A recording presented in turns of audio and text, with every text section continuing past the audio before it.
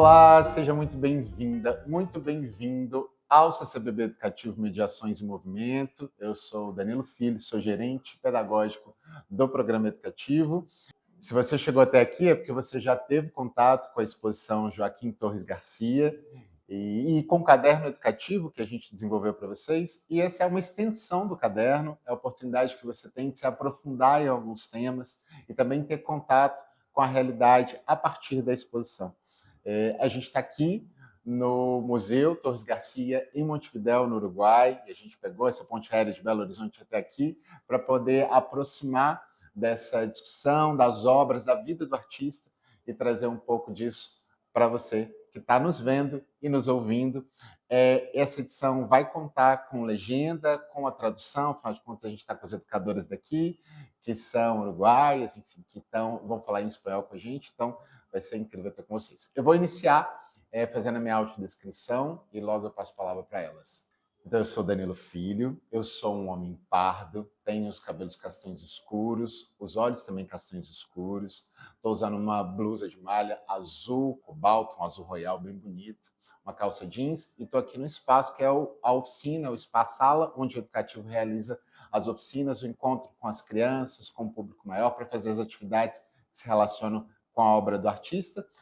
A gente está sentado em bancos pretos, todo lado direito da tela, ao meu lado está a Lucia, e ao lado dela está a Ana, e atrás da gente tem uns quadros, umas obras, umas telas pintadas a partir do trabalho do Joaquim Torres Garcia. Eu vou convidar as duas. Oi, Lucia. Olá, olá, Ana. Vou pedir para vocês se apresentarem e fazerem a audiodescrição de vocês. Hola a todos y a todas, mi nombre es Lucía Episcopo, soy educadora de aquí del Museo Torres García en Montevideo, Uruguay. Soy una mujer blanca de cabello castaño oscuro, con rulos por los hombros, tengo ojos oscuros también y estoy vestida con un buzo, una campera con flores coloridas. Estoy sentada en un banco entre Danilo y Ana. Buenas, mi nombre es Ana, también trabajo en el departamento educativo del Museo Torres García. Soy una mujer morena, de pelo negro, ojos negros, y estoy vestida com um buço a rayas e um jean. Vamos começar então, e a gente queria iniciar aqui uma conversa falando um pouco sobre a formação do Torres Garcia, mas também de que maneira ela nos ajuda a pensar uma arte para além de uma arte tradicional, por embelezamento. Né? Assim, a gente sabe que o Torres Garcia teve uma formação muito autodidata, né? Passou aí por diferentes movimentos, diferentes cidades também, encontrou com diferentes artistas que o construíram, né? o ajudaram a se construir como artista. Então, desde dessa perspectiva, e a perspectiva que vocês têm estudando e tendo contato com a obra dele, como que vocês acreditam que essas experiências, que são tão diversas, contribuíram assim, para construir essa ideia de arte que não só imita o mundo, mas também que ajuda a criar um mundo próprio? Bueno, yo creo que obviamente Torres García durante su vida se formó se fue transformando su forma de ver, de pensar el arte, pero él desde muy joven tuvo siempre esta intención de crear arte desde un lugar nuevo. Su pintura, a pesar de, bueno, él obviamente tuvo una formación académica en una escuela de arte en Barcelona, pero desde sus inicios su pintura es considerada muy moderna, ¿sí? No era una pintura que respondía a los cánones que eran establecidos por las escuelas en la academia, digamos, en esa época. Entonces, por eso también fue rechazado él desde joven en sus inicios, porque no era del gusto popular lo que él hacía, la forma en la que él pintaba. Y bueno, él en realidad desde sus inicios, que comenzó muy joven pintando, tiene este interés de ver a la pintura como un arte abstracto. ¿Sí? Él nunca tuvo la intención de copiar la realidad, ¿no? Desde muy joven. Entonces, es interesante ver cómo, si bien en sus viajes y en este recorrido vital que él tiene, como vos decías, por diferentes lugares, él va incorporando elementos, conociendo cosas, sus experiencias lo van como, bueno, ayudando en este camino. Él empieza ya con esta intención de encontrar un lenguaje artístico que siempre es abstracto, que siempre es mental. Él decía que el cuadro era un rectángulo blanco que él debía resolver con elementos plásticos, si bien podía, digamos, inspirarse en la realidad, él no imitaba la realidad cuando pintaba. Entonces, bueno, es interesante ver cómo esto es algo que es una idea que él ya la tiene desde muy joven, ¿no? El arte como una abstracción, como un proceso mental que surge de la idea, de la cabeza, de la confluencia entre la razón, entre los sentimientos, entre el contexto en el que vive el artista, que se plasma en esa obra, pero no es nunca un arte imitativo. Entonces esto está presente en su obra desde el comienzo, digamos. Y en este proceso lo va haciendo en este camino de su vida va haciendo un proceso de síntesis, pero en realidad estas ideas ya están desde muy, muy, muy joven. Es muy interesante en realidad pensarlo desde ese lugar también.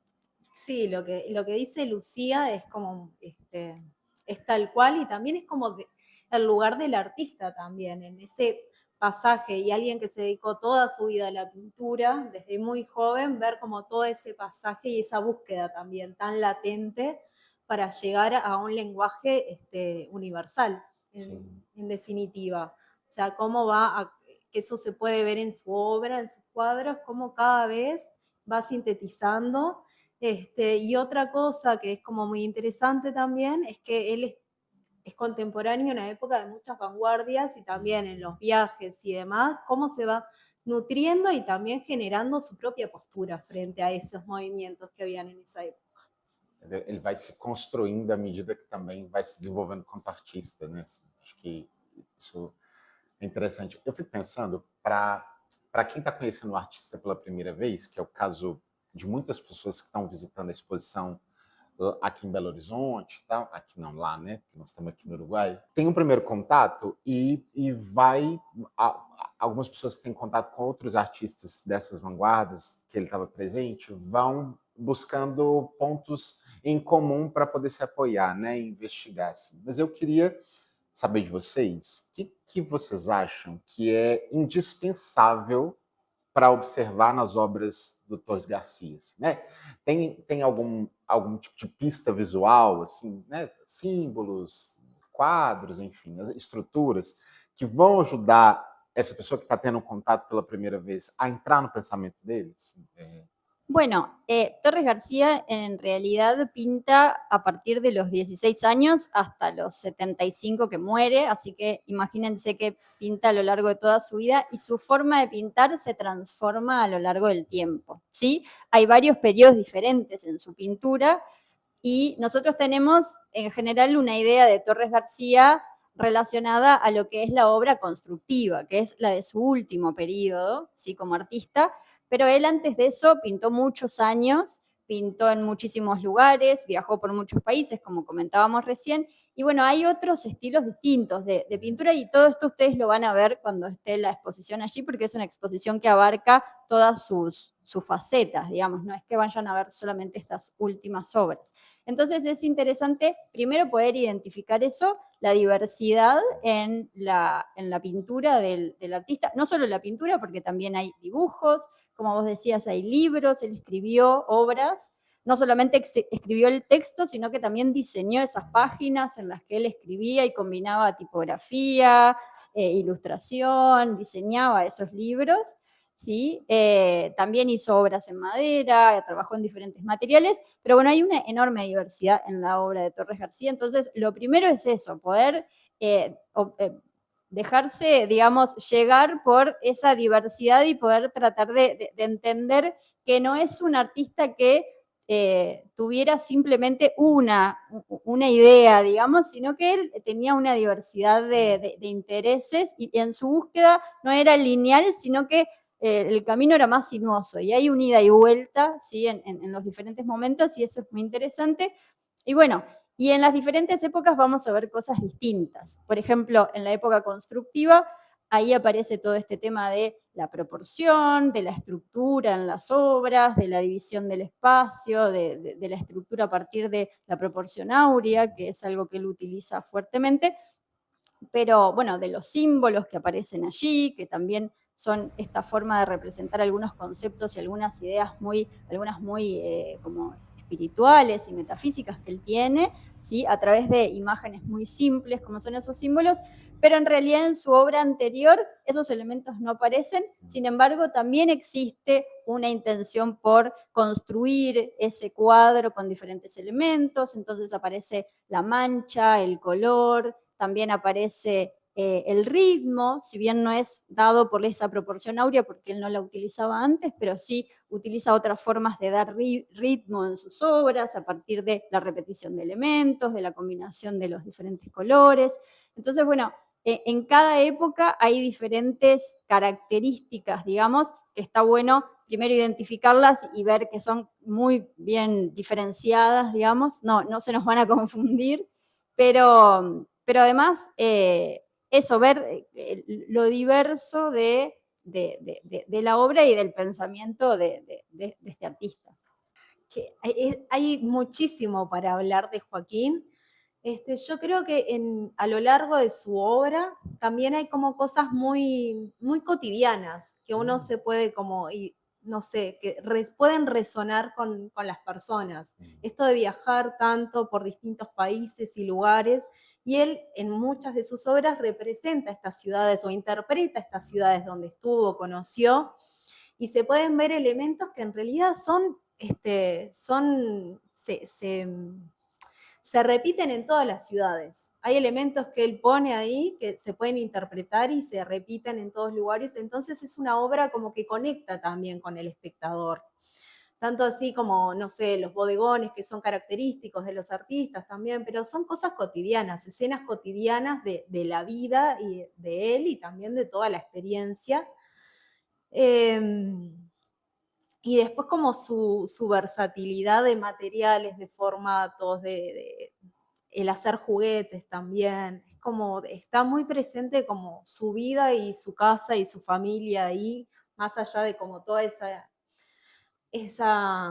inquietud más artística de llegar a determinadas cosas o de entrar en búsquedas determinadas más de carácter profundo como artista, como decía Lucía, de lo metafísico y demás. Pero hay como cosas muy cotidianas que yo creo que el público logra conectar bastante rápido con la obra de Torres. Eu queria pegar nesse ponto, né, quando você fala dessa pessoa que viaja ao mundo, conhece muitos lugares, muitas pessoas, mas vem, né, volta, tá aqui, no volta, vem para o Uruguai de volta, e com essas ideias todas ele começa a mexer com uma estrutura política do planeta mesmo, assim, né, pelo menos dentro de si mesmo, né, e compartilhar isso. Assim. Nessa ideia do que talvez a gente mais conheça aqui no Brasil, e não necessariamente saiba que é dele, né, que é a ideia do mapa, né, a inversão do mapa, né, do norte, o nosso norte ao sul, né, que tem figurado tanto, cada vez mais, né, como uma bandeira mesmo de uma identidade latina. Eu queria saber de vocês, como que vocês percebem essa provocação que ele faz, né? Se essa provocação ela segue ressoando ainda hoje, principalmente quando a gente pensa no nosso lugar de fala, que é o lugar de educação, de produção cultural na América Latina. Bueno, es verdad, es una obra como bastante, tiene ya unos cuantos años, es un ícono como muy reconocido de Joaquín Torres García, se reconoce en cualquier lugar y sigue muy vigente también. Es una imagen muy fuerte y que tiene un discurso muy fuerte atrás. También hay que poner en contexto la época en la que él vuelve también. O sea, hay como que viajar en el tiempo un poco y entender, bueno, ¿cuándo vuelve él? Más allá de su idea esta de la América invertida y demás, que es una idea que él tiene para sacar como ese discurso que tenemos a veces sobre que todo lo trascendental, tanto en el arte como en otros temas, pasa en el lado norte y que acá en el sur, o sea, la postura es sí pasan cosas y sí siguen pasando cosas y hay muchas luchas que dar todavía para esto. Y hay otra cuestión también que que a mí me resuena mucho con la América Invertida, es como la inquietud de Torres también en investigar los símbolos. Él investiga mucho sobre los pueblos originarios en Brasil, justamente. Uhum. Entonces, todo lo que son los símbolos de las pictografías y demás que hay, tienen ahí una conexión con los símbolos que él logra. Esa es como mi percepción, Sim. como los símbolos que él logra compartir y poner en sus obras también en diálogo. Sí, además, sumando esto que dice Ana, es interesante también pensar que en realidad este legado de Torres García, ¿no? Que él, sus ideas, su forma de pensar el arte, de verlo, él lo transmite también porque él es docente, él es profesor, él forma a otros artistas, y de hecho el legado de Torres continúa hasta el día de hoy, acá en Uruguay, pero yo creo que en Latinoamérica en general se genera una corriente bastante importante a partir de su trabajo, y es interesante ver cómo, si bien desde algún punto de vista es real que lamentablemente seguimos pensando que lo que nosotros realizamos acá en el sur no está a la misma altura que cosas que se hacen en Europa, en Estados Unidos, siempre estamos mirando y teniendo como esa referencia, ¿no? No hemos podido como desarticular esa idea. En general me parece que seguimos pensando así, o por lo menos, bueno, las grandes políticas, digamos, llevan a que eso sean como las referencias que tenemos, pero también existen movimientos acá en nuestros países en donde digamos, se han construido en la base de estas ideas. Y bueno, y esto hace que en realidad haya toda una producción artística muy importante en nuestro país, que tiene como un legado fuerte el taller Torres García y la formación de Torres, que sigue existiendo hasta el día de hoy. Y hoy hay estudiantes muy jóvenes que estudian arte, que estudian pintura, que aprenden dibujo, un poco también basándose en las ideas, bueno, de alguna forma una interpretación de las ideas que hicieron los alumnos de los alumnos, ¿no? Pero en ideas que tenía Torres, ¿no? Y de la creación desde el lugar en el que estamos y de cómo vincular el arte con la vida cotidiana, que era una de las preocupaciones que tenía Torres García también, ¿no? Y que tiene el arte, creo yo, latinoamericano, de cómo hacemos para que, digamos, el arte y la cultura se democraticen y lleguen a todos, ¿no? Y bueno, y Torres también estaba en este camino y tenía estas ideas. Y a pesar de que, bueno, tal vez no es lo hegemónico, pero sigue siendo igual una corriente importante y está bueno difundirlo también para en estas instancias que tenemos, en estas oportunidades de mostrar obra de estos artistas que tienen que ver con este pensamiento, digamos, difundirlo hace que se pueda ir aumentando, digamos, agrandando no sé, este río de esta otra posibilidad. Sim. Eu queria pegar nesse ponto para a gente finalizar aqui a conversa, quando você menciona o Taller, né, Torres Garcia, enfatiza essa figura do Torres Garcia como um professor, né, como essa figura que desenvolve aí uma linguagem própria de ensino mesmo, né, a partir de sua experiência, e compartilha isso com seus alunos, sem depender de modelos europeus, então já entra um pouco nessa discussão. Eu queria que vocês dividissem com a gente assim, que aprendizagens pode oferecer hoje essa pedagogia que ele desenvolveu, esse método, essa estrutura, essa escola, né, que ele traz para quem trabalha com educação, principalmente com a educação em museus hoje. Bueno, el taller Torres García fue un taller que fue bastante innovador para la época, empezando porque había diversidad de edades y de género, habían varias mujeres que estaban ahí adentro del taller, niños también que convivían y trabajaban a la par de los adultos. Y hay una cosa de Torres García que a mí me parece como de las más interesantes, es el salir, el que el arte no esté necesariamente, no se haga arte necesariamente para estar adentro del museo, sino salir y en esto de democratizar y hacer más popular el arte, también salir a pintar la intervención que hubo en distintos lugares, en el Hospital San Bois, por ejemplo, que fue el taller Torres García, todos los estudiantes, y se pintaron 44 murales ahí. Entonces es como salir, mostrar y y estar en contacto con el público directo también, que ahí surgen otras cosas, que también de ahí yo creo que era como la línea un poco más de la pedagogía de Joaquín, salirse de ese imaginario del artista y el atelier y demás. Sí, no sé, me quedé como pensando en eso. Sí, está bueno eso.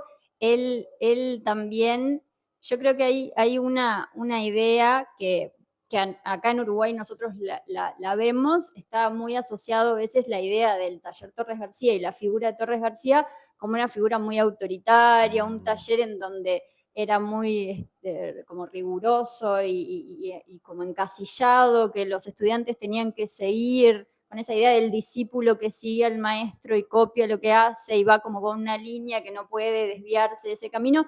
Y en realidad cuando conocemos cómo era el taller y cómo funcionaba, lo que vemos es que en realidad era una dinámica totalmente distinta y era un espacio de mucha libertad creativa para los estudiantes. Había una intención, obviamente, de formación, y yo creo que esto también es muy interesante, el tema que Torres García no es que en este planteo político que él hace en relación al arte, al mundo artístico, a darle trascendencia a lo que se hace, a lo nuevo, a crear como una nueva corriente artística, que es lo que él buscaba cuando vuelve a Uruguay, pero igualmente él nunca desconoce el pasado, él siempre se basa en la tradición, en el estudio de las grandes culturas antiguas, ahí las culturas europeas, pero también africanas, latinoamericanas. Él pone en un mismo nivel de igualdad todo ese bagaje cultural que él lo reconoce, le da una relevancia y lo plantea como una base fundamental desde donde crear, pero sí buscando crear cosas nuevas. Pero bueno, reconociendo esa tradición que me parece que es interesante y es algo que lo identifica él mucho y lo diferencia también de los artistas vanguardistas que en esa época lo que buscan es justamente romper la tradición. Él se para desde esa tradición para crear algo nuevo, pero así todo genera, digamos, a partir de esa dinámica de trabajo en donde había una enseñanza y una rigurosidad y una necesidad de aprender de dibujo, de composición, de color, digamos, había una enseñanza, pero también había un montón de libertad y el espacio es un espacio muy fermental en donde los estudiantes traen sus inquietudes, plantean nuevas técnicas y formatos de trabajo que no eran los que hacía Torres García, se trabajan materiales que no eran los que él utilizaba, surgen de ahí publicaciones en donde los estudiantes plantean sus opiniones libremente sin que Torres García ni las censure. Entonces, me parece que es un espacio de mucha libertad, muy horizontal también, en donde los propios estudiantes participaban en la formación de los nuevos estudiantes. Había como todo un intercambio de saberes que es muy interesante. Obviamente está la figura de Torres como el maestro, pero pensemos que él solo estuvo 4 años en el taller Torres García, después murió y fueron sus estudiantes más avanzados los que siguieron con el taller, y había una estructura de trabajo que hacía que los estudiantes avanzados pudieran ayudar a los nuevos a interiorizarse, a aprender. Entonces, me parece que eso de la horizontalidad y democratización de ese espacio de enseñanza también son cosas interesantes para pensarlos nosotros hoy a la hora de realizar una acción educativa, ¿no? Dentro de los museos, pero que sigue siendo educativa, es ese tema de la libertad, de la experimentación, de la horizontalidad, de la democratización de esos espacios y esto del arte como una herramienta o como digamos, un producto que debe ser social, que debe ser para todos, que tiene una función que cumplir también en la sociedad, que era también lo que Torres pensaba. Entonces, bueno, todas esas ideas me parece que para nosotros hoy en realidad son un poco lo que estructuran nuestro trabajo a nivel educativo y que me parece que son súper interesantes y que un poco van en la línea de la educación con una visión bastante crítica dentro de los museos, en donde, bueno, cómo hacemos para llegar a más públicos, a que más personas puedan llegar a esas obras que a veces están tan lejos, ¿no? de las personas. Entonces, bueno, estas ideas me parece que nos ayudan bueno, a marcarnos un poco el camino, bueno, por dónde podemos ir para tratar de llegar a una mayor apertura de estos espacios. Massa, eu escutando vocês aqui, penso nessa ideia desse artista, desse maestro, desse professor que pensa numa arte emancipatória, assim. E aí eu não posso deixar de lembrar do nosso querido Paulo Freire, que também pensava numa educação emancipatória e, né, assim, de reposicionamento do indivíduo, principalmente da nossa identidade, que eu acho que ele faz muito bem isso enquanto artista, e a gente pensar esse lugar a partir de outro. Agradeço muitíssimo vocês duas pela presença, por terem dividido com a gente esse momento, compartilhar essas ideias, e para você que está ouvindo a gente, está vendo a gente, vá à exposição, procure um educador, vamos conversar sobre esses e outros pontos para que a gente possa construir uma estrutura social mais diferenciada, afinal de contas, esse é o objetivo da educação e da arte. Um abraço e até o próximo podcast e videocast do CCBB Educativo Mediações e Movimento. Tchau!